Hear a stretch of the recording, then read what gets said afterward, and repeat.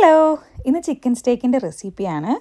ആദ്യം തന്നെ നമുക്ക് ചിക്കൻ ഒന്ന് മാരിനേറ്റ് ചെയ്ത് വെക്കാം. അതിനായിട്ട് ഞാനിവിടെ 1/4 ടീസ്പൂൺ മഞ്ഞൾപ്പൊടി, 2 table spoon Kashmiri chilli, 1 teaspoon കുരുമുളക് പൊടി, ആവശ്യത്തിന് ഉപ്പും കുറച്ച് വെളിച്ചെണ്ണ ചേർത്തൊന്ന് മിക്സ് ചെയ്ത് വെക്കാം.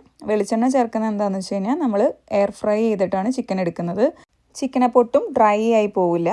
ഇനി ഇതിലേക്ക് ബോൺലെസ് ചിക്കനാണ് ഞാൻ എടുക്കുന്നത്. അപ്പോൾ നന്നായിട്ട് വരഞ്ഞ് വെച്ചിരിക്കുന്ന ബോൺലെസ് ചിക്കൻ പീസസ് ആഡ് ചെയ്ത് കൊടുത്ത് മസാല നല്ലപോലെ തേച്ച് പിടിപ്പിക്കാം.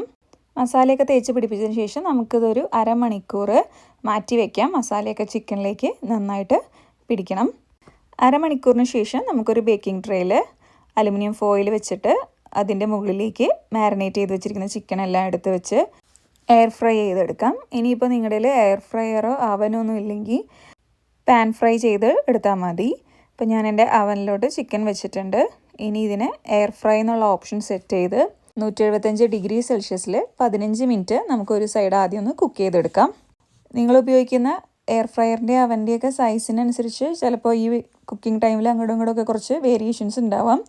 അങ്ങനെ ഇപ്പോൾ നമ്മുടെ ഒരു സൈഡ് എയർ ഫ്രൈ ചെയ്ത് വന്നിട്ടുണ്ട്. ഇനി നമുക്കിതൊന്ന് മറിച്ചിട്ട് കൊടുത്തിട്ട് വീണ്ടും ഒരു 15 മിനിറ്റ്സും കൂടെ എയർ ഫ്രൈ ചെയ്തെടുക്കാം. അങ്ങനെ ചിക്കനെല്ലാം ഇവിടെ റെഡിയായി വന്നിട്ടുണ്ട്.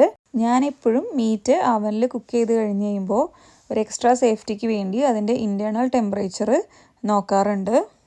അങ്ങനെ ചെക്ക് ചെയ്ത് കഴിഞ്ഞപ്പോൾ കറക്റ്റ് കുക്കായിട്ടുണ്ട്. ഇനി നമുക്ക് ഇതിന് അവനിൽ നിന്ന് ഒരു പ്ലേറ്റിലോട്ട് മാറ്റി വയ്ക്കാം. അങ്ങനെ ചിക്കൻ ഇപ്പോൾ റെഡിയായി. ഇനി നമുക്ക് ഇതിലേക്കുള്ള ബാക്കി സൈഡ് ഡിഷസും കൂടെ പെട്ടെന്ന് റെഡിയാക്കിയെടുക്കാം. ഇനി നമ്മൾ അടുത്തത് ചെയ്യാൻ പോകുന്നത് മാഷ് പൊട്ടാറ്റോ തയ്യാറാക്കാനാണ്. അതിനായിട്ട് ഞാനിവിടെ 3 വലിയ ഉരുളക്കിഴങ്ങ് നല്ലപോലെ വേവിച്ചെടുത്തിട്ടുണ്ട്. ഇനി ഉരുളക്കിഴങ്ങിൻ്റെ ചൂടാറുന്നതിന് മുന്നേ തന്നെ കുറച്ച് ബട്ടറും കൂടി ചേർത്ത് നല്ലപോലെ ഉടച്ചെടുക്കാം. അതിനുശേഷം ആവശ്യത്തിന് ഉപ്പും കുരുമുളക് പൊടിയും കുറച്ച് ഹെവി ക്രീമും കൂടെ ആഡ് ചെയ്തിട്ട് നല്ലപോലെ മിക്സ് ചെയ്തെടുക്കാം. നിങ്ങൾക്ക് കഴിക്കാൻ ഇഷ്ടമുള്ള കൺസിസ്റ്റൻസിക്ക് അനുസരിച്ച് ക്രീമിൻ്റെ അളവും കൂട്ടിയും കുറച്ചൊക്കെ എടുക്കാം. അപ്പോൾ ഞാൻ ഇവിടെ നല്ലപോലെ ഇതെല്ലാം മിക്സ് ചെയ്ത് മാഷ് പൊട്ടാറ്റോ ഇവിടെ റെഡി ആയിട്ടുണ്ട്. ഇനി അടുത്തത് നമുക്ക് കുറച്ച് വെജീസ് സ്റ്റിർ ഫ്രൈ ചെയ്തെടുക്കാം. അപ്പോൾ അതിനായിട്ട് പാൻ ചൂടായി കഴിഞ്ഞപ്പോൾ കുറച്ച് ബട്ടർ ആഡ് ചെയ്ത് കൊടുത്തിട്ടുണ്ട്. നിങ്ങൾക്ക് ഇഷ്ടമുള്ള വെജിറ്റബിൾസ് ആഡ് ചെയ്ത് ഹൈ ഫ്ലെയിമിൽ വെച്ച് നല്ലപോലെ ഒന്ന് സ്റ്റിർ ഫ്രൈ ചെയ്തെടുക്കാം. ഞാനിപ്പോൾ ആഡ് ചെയ്ത് കൊടുത്തേക്കുന്നത് ക്യാരറ്റും ബ്രോക്കലീസും പിന്നെ ക്യാപ്സിക്കം ആണ്. ഇനി ഇതിലേക്ക് നമുക്ക് ആവശ്യത്തിന് ഉപ്പും കുരുമുളകും കൂടെ ചേർത്ത് നല്ലപോലെ മിക്സ് ചെയ്തെടുക്കാം. അത്രയേ ഉള്ളൂ, നമ്മുടെ സ്റ്റിർ ഫ്രൈ വെജീസ് ഇവിടെ റെഡി ആയിട്ടുണ്ട്.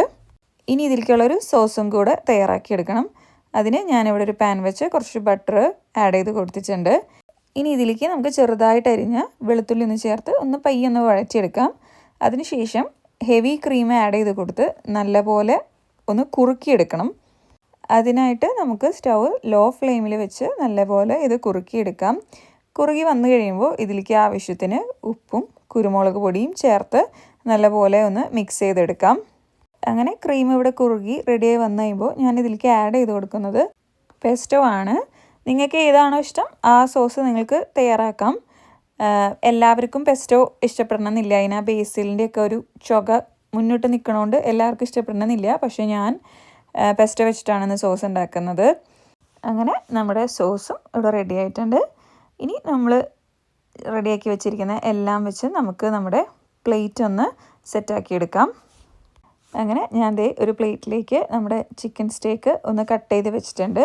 അതിൻ്റെ കൂടെ മാഷ് പൊട്ടാറ്റോയും നമ്മളുണ്ടാക്കിയ സോസും സ്റ്റിർ ഫ്രൈ വെജീസും ആഡ് ചെയ്ത് കൊടുത്തിട്ടുണ്ട്.